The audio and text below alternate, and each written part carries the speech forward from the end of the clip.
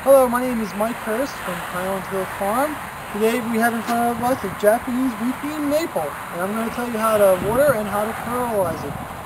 When we fertilize our plants, we usually fertilize them about once or twice a year. The first time is just to make sure that it's the right color, and the second time is for next year's growth. The reason that we are concerned about fertilizing for next year's growth is that a Japanese maple is considered to be a determinate plant. A determinate plant means that each and every year that when it grows out, there's a determinate amount of leaves and stem that can be formed. And that the determined amount of leaves and stem formed is determined by last year's growing season. If the growing season from last year was a good growing season, the plant makes many new leaves and stem parts for the next year. And those new leaves and stem are stored in the bud. So when the bud forms, it's very important that it has enough water and enough fertilizer in the system of the plant to make lots of new parts for next year. When we fertilize for next year, we usually fertilize in about early August. That way that the fertilizer can get into the soil and get into the plant system. Because in about late August and into the fall time is when the buds start to form. And when we use fertilizer, we use a soda-release fertilizer called Osmocote, and we just do a broadcast fertilizer just on the top of the plant on the surface. We don't ever put any fertilizer injections or any of the liquid type in, we just use the granulated form that slowly releases over time. Usually, Osmocote comes in different colors for different years, and we can see here we have some green and we have some white. The green stuff's from this year, the white stuff's from the other year. That way we know if we fertilized it or not. And when we fertilize, this is just an example of some Osmocote, we just pour it in our hand and we just do a light broadcast just over the top. Kind of like that, just making sure that there's enough fertilizer on there for it to last most of the year. Well, Osmocote comes in different kinds. You have to read a label for how long each one lasts and for the strength. The other topic we're going to talk about is how to water these guys one after you plant them. When you plant them, you should make sure that when you dig the hole out, just dig it a little bit wider than the pot itself, so that when you set the pot into the ground, there's a good gap between it, and you can fill in the dirt in between the pot, the plant, and the surrounding soil, making sure that there's no air pockets in there. You don't want to compact the soil around. You just want to use your shovel to work the soil into the ground, getting rid of all the air pockets.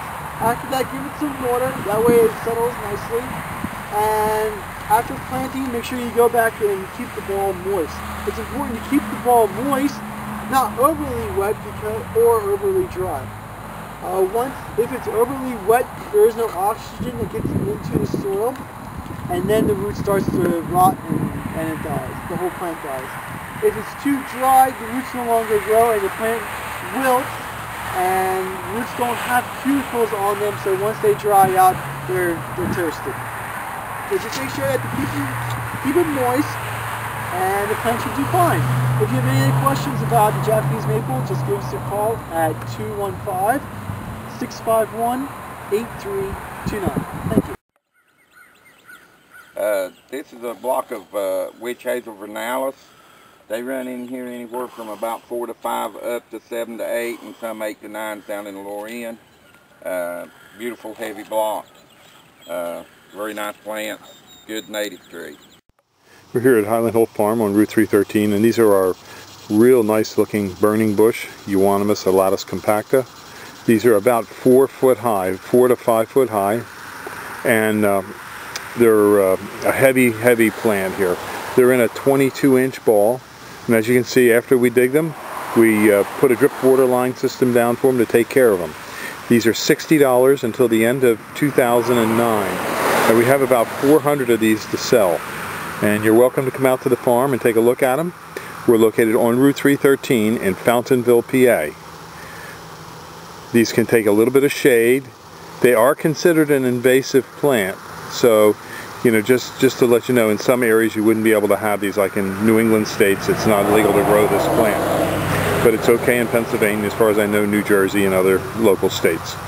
So just give us a call at 215-651-8329. This is a real nice looking bush, is it not? This is the burning bush. Thank you. This is Nandina. Give us a call, 215-651-8329. We have plenty of them here. Real nice evergreen. Only gets to be about 5-6 feet. These are nice heavy plants.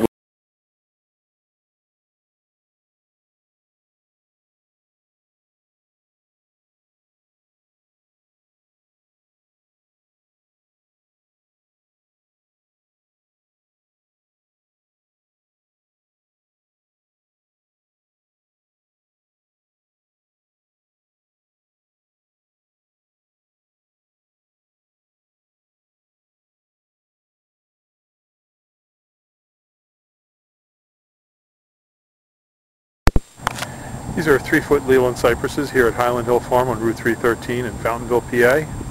We deliver and plant these up and down the East Coast. We sell thousands of Leland cypresses and green giant arborvitaes each year. These are our 3-foot Leland cypresses. Next to it are our 4-foot.